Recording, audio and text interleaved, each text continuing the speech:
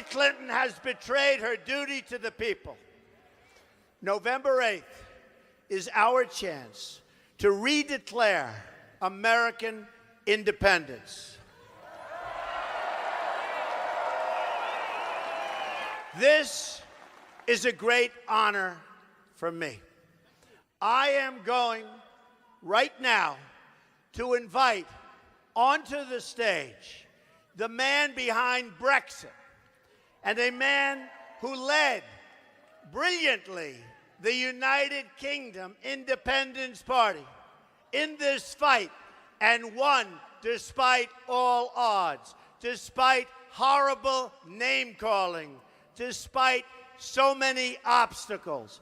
Ladies and gentlemen, Mr. Nigel Farage.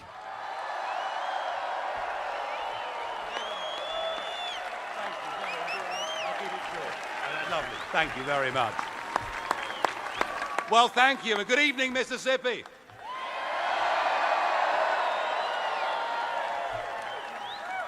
I come to you from the United Kingdom with a message of hope and a message of optimism. It's a message that says, if the little people, if the real people, if the ordinary decent people are prepared to stand up and fight for what they believe in, we can overcome the big banks. We can overcome the multinationals.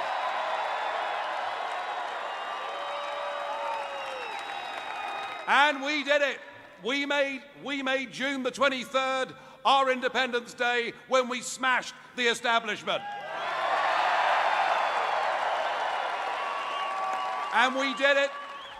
Everybody said we'd lose. And what did we see? We saw experts from all over the world. We saw the International Monetary Fund. We saw Moody's. We saw Standard & Poor's. We saw global leaders giving us Project Fear, telling us that if we voted not to be run by a bunch of unelected old men in Brussels, yeah, well, it's okay. They don't like me either, so it doesn't really matter, does it?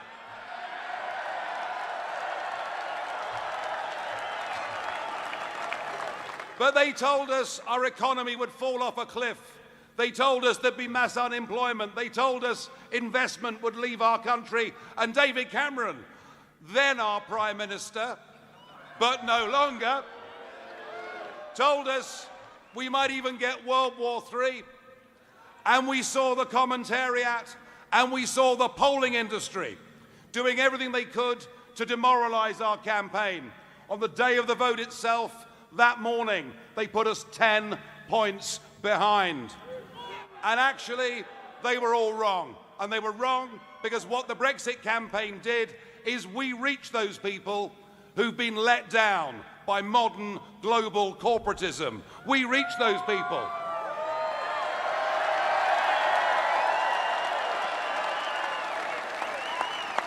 We reached those people who have never voted in their lives, but believe by going out and voting for Brexit, they could take back control of their country, take back control of their borders, and get back their pride and self-respect.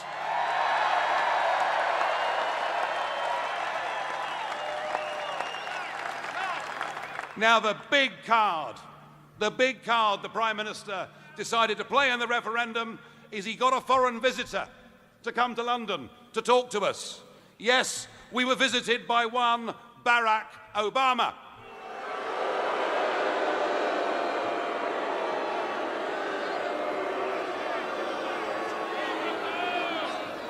And he talked down to us.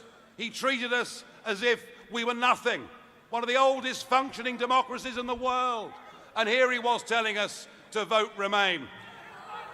So I, having criticised and condemned his behaviour, I could not possibly tell you how you should vote in this election. But,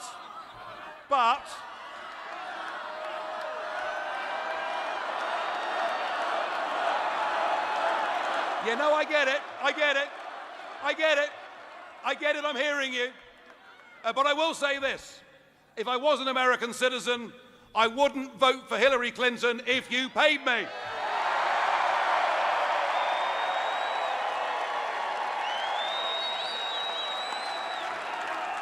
In fact, I wouldn't vote for Hilarry Clinton if she paid me.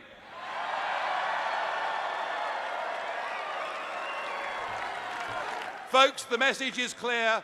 The parallels are there. There are millions of ordinary Americans who've been let down, who've had a bad time, who feel the political class in Washington are detached from them, who feel so many of their representatives are politically correct parts of that liberal media elite. They feel people aren't standing up for them, and they've actually, in many cases, given up on the whole electoral process. And I think that you have a fantastic opportunity here with this campaign. You can go out.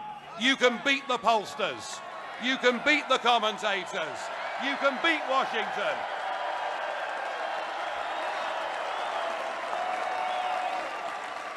And you'll do it by doing what we did for Brexit in Britain.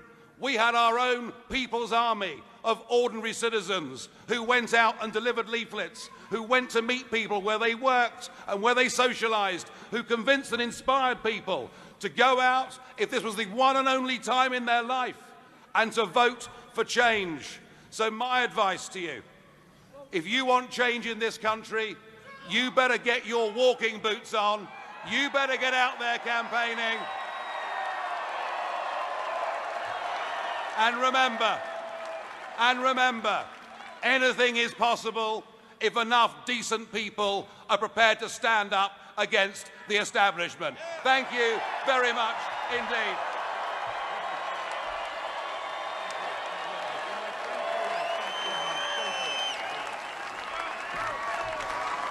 Wow.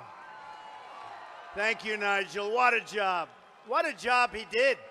What a job he did, against all odds. Thank you, Nigel.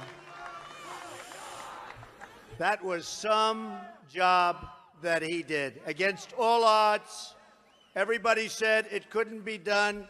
And by the way, it's looking like a very wise decision right now by the voters. So I really congratulate Nigel, and I thank you for being here. Thank you.